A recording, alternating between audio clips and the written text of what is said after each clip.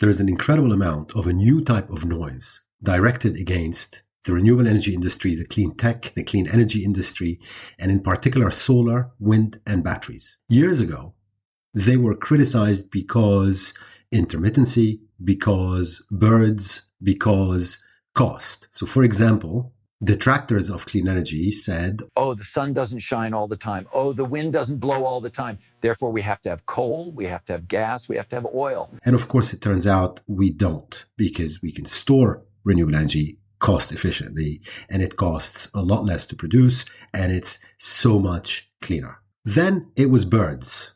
So apparently, wind turbines must be avoided at all costs because they kill an enormous amount of birds. And that was just propaganda. Because the number one killer of birds, for example, are, wait for it, cats, followed by collisions with buildings. And I haven't heard anyone complaining about buildings or cats.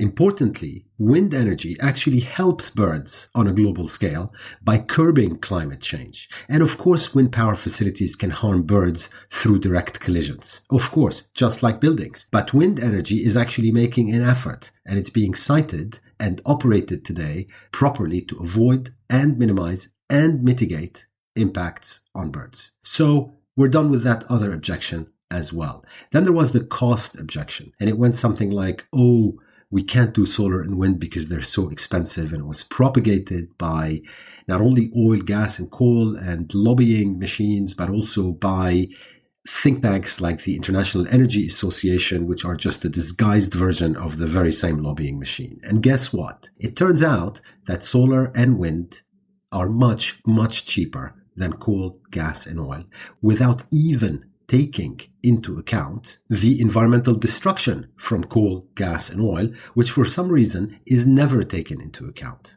So today, there's a more subtle objection focused on waste and mining, which I've been hearing more and more out there, and it goes something like this. Oh my God, what are we going to do with all those solar and wind turbines and batteries at the end of their lives? Oh my God, what about the mining practices to get the cobalt or the lithium that we need for the clean energy revolution? And in some ways today, this has become the standard go-to objection to renewables, especially because oil, gas, and coal are totally panicked because renewables and clean tech and clean energy have shown that not only are they here for real, but they're staying and they are taking over 100% of electricity everywhere. On that note, I highly recommend reading a report by a New Style think tank.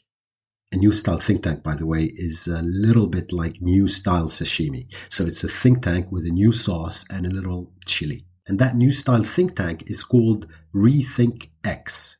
Rethink X analyzes and then forecasts the speed and scale of technology-driven disruption and its implications on society. And in a report issued about a week ago, they showed yet again, and it's yet again because I think there's been over 100 studies that show that 100% clean electricity from the combination of solar, wind, and batteries is not only physically possible and economically affordable across the entire world by 2030, which is just 10 years away, but they've also shown why we are on the cusp of the fastest and deepest and most profound disruption of the energy sector in 200 years, which means really that any dollar today that goes into coal, gas, and nuclear makes no sense because all of them will become stranded this decade. But the replacement of that old technology is just the beginning. Read the report, but it will show you how we're going to transform. We are in fact transforming already our energy system in fundamental ways that will produce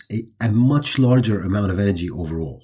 And then that superabundance of clean energy output, which is available at pretty much near zero marginal cost, will disrupt the energy industry in the same way as the information industry was disrupted by the digital revolution. In other words, what happened in the world of bits is now poised to happen in the world of electrons. But I don't want to steal their thunder.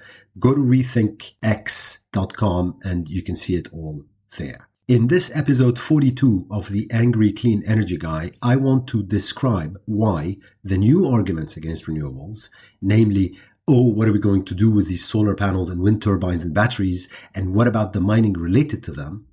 Are, in one word, bollocks. Welcome to episode 42 of The Angry Clean Energy Guy with me, Asad Razouk.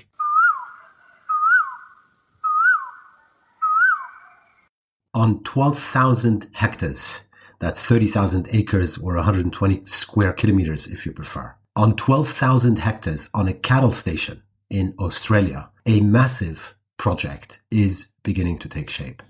Perhaps the most ambitious renewable energy project anywhere around the world. It has 22 million solar panels. That's 22 million. It's aiming to produce 10 gigawatts of solar energy. It's going to cost $20 billion or more. It's linked into a high voltage direct current undersea cable from Australia through Indonesia to Singapore of 3,700 kilometers. It's going to begin construction in 2 years, and it's going to start exporting electricity and perhaps hydrogen in 2027. One of its headline goals is to supply 20% of Singapore's electricity. And it's an easy target for dinosaurs on the attack against renewable energy. Why? They just look at the 22 million solar panels and they go, what are we going to do with these 22 million solar panels at the end of their life? So let me begin by saying two things. First, the renewables and batteries industries can of course always do better in terms of building a circular economy around their products. But as you will hear, those industries aren't doing too badly at all. And in all respects, they are doing so incredibly much better than what they're replacing, which is a terribly dirty coal, gas, and oil industry. And this brings me to my second point. There is a fundamental difference in the DNA of clean energy companies, of clean tech, of renewables, compared to big oil, big gas, big petrochemicals, and big coal. The clean energy industry is working hard, as you will hear, to build a circular economy around its products. And it has its heart, its pocketbook in the right place. And what I'm going to do is I'm going to take you quickly through what's going on with the waste out of solar panels, what's going on with the waste out of wind turbines, what's going on with the waste out of batteries, and what about the mining related to them. And by the end of it, you will, I think, come to the same conclusion. Big oil has always destroyed and polluted at will. So has big coal, big gas, and petrochemicals while generating their products, and they don't care. The clean tech, clean energy, renewables industry has a fundamentally different DNA that cares. And I see it all around me. And the clean energy industry is on its way, well on its way to delivering a circular economy. So let's go to these solar panels to start.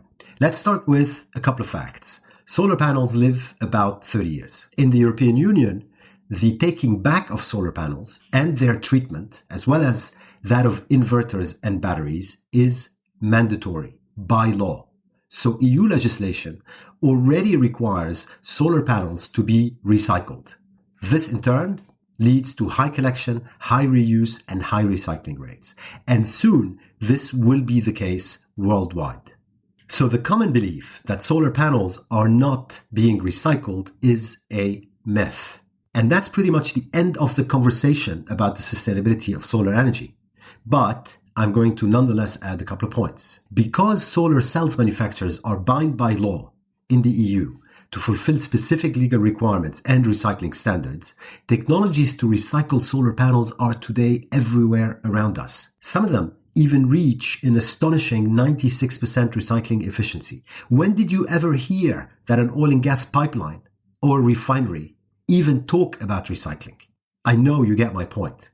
And what this means is that solar recycling is on its way to creating even more green job opportunities and billions of dollars in recoverable value. In fact, it's going to create so much recoverable value that we will be able to produce 2 billion new solar panels without the need to invest in any new raw materials whatsoever. So the solar industry is on its way to producing 630 gigawatts of energy just from reusing previously used materials. And to put that number into perspective, the country of France today has about 40 gigawatts of installed solar. So recycling is doing incredibly well, thank you very much, in the solar industry, and it's only going to get better.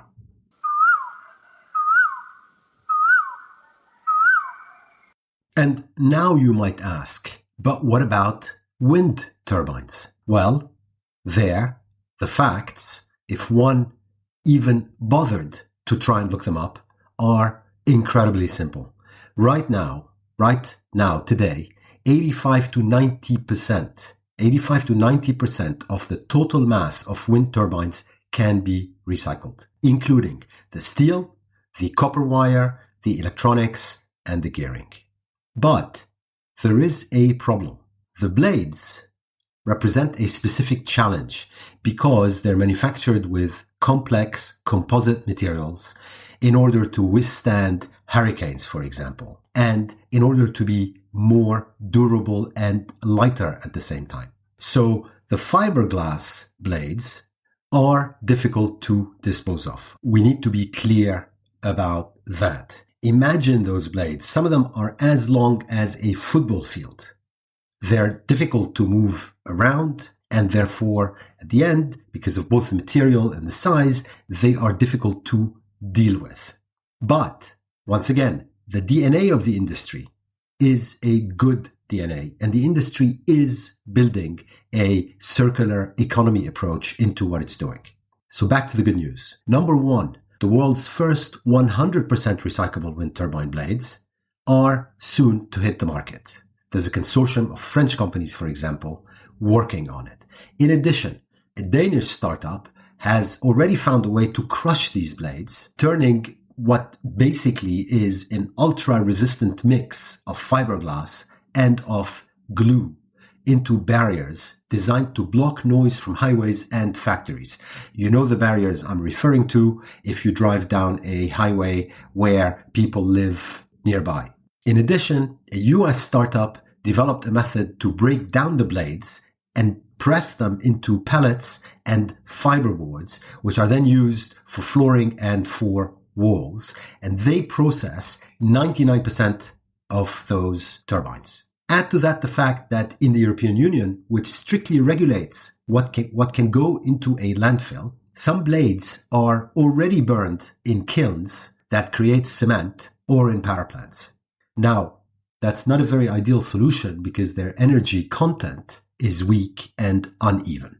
But as you can hear, people are trying to find solutions and are finding solution.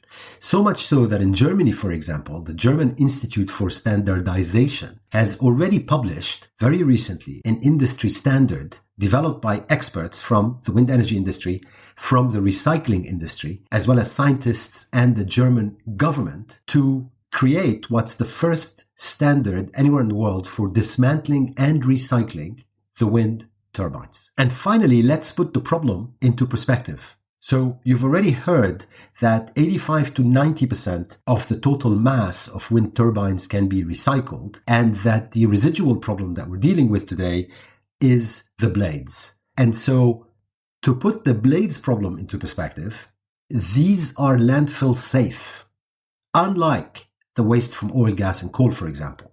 And all the blade waste from the entire world through 2050, including everything we're going to install, is 0.01%. That's 0.01% of all the municipal solid waste we are already sending to landfills today. So as you can hear, we have a problem, but it's a tiny, small problem, and we are solving it. Remember, these are new problems which are already being solved. Whereas what the renewables are replacing, so coal, oil, and gas, these are leaving us with a waste tsunami of plastic, of pipelines, of offshore and onshore rigs, many of them leaking methane and abandoned, all of which pollute our air and water and lungs and oceans and food chain, and none of which they're paying for. So because of climate change, we're all focused on the burning of fossil fuels. But what about their other environmental impacts? Oil and gas companies right now are going bankrupt at a pace not seen in years because of a global price war followed by a pandemic. But there is an environmental disaster lurking behind these bankruptcies because these bankrupt oil and gas companies are leaving unprofitable wells behind and they are leaving them abandoned, even as they continue leaking methane, which is one of the worst things you could be leaking when you have a climate change problem, and also leaving a costly bill for taxpayers to clean it all up. Let me just give you a number to put this problem into perspective. The US federal government, so that's in the US alone, the US federal government estimates that there are already more than 3 million abandoned oil and gas wells across the country. And out of these 3 million, 2 million are unplugged, releasing methane every day. So at that point, you might ask, but what about the batteries of electric cars? Oh my God, there is going to be a mountain of future waste that these batteries will generate. And what about the mining practices associated with producing everything that we need to manufacture these batteries? And if you ask that question, once again, I will give you pretty much exactly the same story. 95% of lithium-ion battery components can be turned right now into new batteries or used in other industries. And here too, expect good news to come in consistently over the next few years. It's a young industry. Its waste problem is in the future, and the industry is already developing and implementing solutions. The industry's DNA, remember, has a circular economy built into it, and the facts speak for themselves. In the case of batteries, I'll give you just one example. There's a co-founder of Tesla called J.B. Straubel. He set up a company called Redwood Materials. Redwood Materials is trying to become the world's top battery recycling company. Why? Because it's abundantly clear that there'll be a point where if you were able to recycle all the batteries out there, you actually won't need to mine much anymore. Right now, Redwood Materials recycles enough batteries to power 10,000 electric cars. Now, that's not much. However, they are funded to scale up, and they will. And in any case, their goal is far more ambitious because JB is creating a circular supply chain to recycle the scrap from battery cell production, as well as from consumer electronics like phones and laptops and power tools and power banks and scooters and electric bicycles, all of which require these batteries. So he is collecting the scrap from consumer electronics also, as well as battery cell manufacturers. Then he is processing these to extract cobalt, extract nickel, extract lithium, all of which are typically mined, and then supply these back to customers. Now that would fundamentally change the supply chain of battery suppliers, for example, because they will gradually move away from minerals that had been mined towards those that had been recycled. And that's the clean energy industry again taking the lead on creating a circular economy. And you can certainly not say that about those who manufacture phones, for example, because very little effort whatsoever is placed by phone manufacturers into recycling phone batteries. So we're going to do it for them.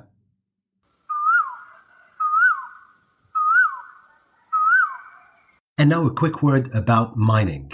There's a mineral called cobalt, which is used in making batteries for electric cars. And 50% of world production of that mineral comes from the Democratic Republic of Congo, which has all sorts of problems, including armed conflict, illegal mining, human rights abuses, child labor, and environmental issues. So the argument goes that it's unethical to, therefore, drive electric because of the cobalt used in the batteries. Let's put aside for a second the fact that actually the battery industry will be making batteries without cobalt soon. Let's also put aside for a minute the fact that the DNA of the industry is to improve mining practices compared to everything else that we mine. And finally, let's put aside for a moment the fact that this is coming from people that really have no more arguments against the clean energy industry. When you hear that argument, the only thing you need to do is to react by putting it into context and into perspective with a minimal sense of relativity. Like, for example, the fact that we can mine responsibly, that the industry related to green products like electric cars is in fact increasingly policing itself and trying to do that, or even better. Why don't we talk about the fact that terrible mining practices apply to everything that we mine in the world? And finally, here comes an industry that cares. In addition, what about talking instead, for example, about the alternative, which is dirty cars that are helping dirty air worldwide, and that in turn are cutting lives short by 11 years in India so far, and 7 years in China, and 2 years everywhere else. And that's only so far, and it will only get worse if we don't stop with petrol guzzling cars. So let's try and bring all this together. First, the solar industry. The taking back and the treatment of solar panels, inverters, and batteries is mandatory by law in the European Union, and it's going global. And in any case, technologies to recycle solar panels are today everywhere around us, and some reach 96% recycling efficiency. On wind turbines, what one needs to know is that you can already recycle 85 to 90% of the total mass of wind turbines, that there is a problem with the blades, but that it's being resolved. On batteries, remember that 95% of lithium-ion battery components can be turned into new batteries or used in other industries. And having said all that, I would, however, add one final point. There is clearly no question that if you tap into natural resources, you will damage the planet, even if you had a fully circular economy around you. So the solar industry, the wind industry, the electric car industry, the battery industry, they understand that, unlike their predecessors, the dirty industries that they are replacing. That's why at the same time, these industries are pushing all of us to think bigger and never stop. For example, we do need more pedestrianized city centers. I mean, that's obvious. We need sustainable public transport. That's also obvious. Bicycles should take over our densely populated cities. And let's not forget that the oceans and the rivers and lands where resources are mined must be legally protected in a way which is very rare today. And finally, all of that has to be done while paying attention to human rights and making sure no child labor is taking place. What one should draw the most comfort from is the fact that the DNA of the clean energy industry in its entirety is completely about the circular economy and is completely better than that of the dirty industries it replaces. On that note, thank you so much for listening to this episode 42 with me, Asad Razouk. If you like this and my previous podcasts, please leave a review anywhere you listen to your podcasts, and have a great couple of weeks.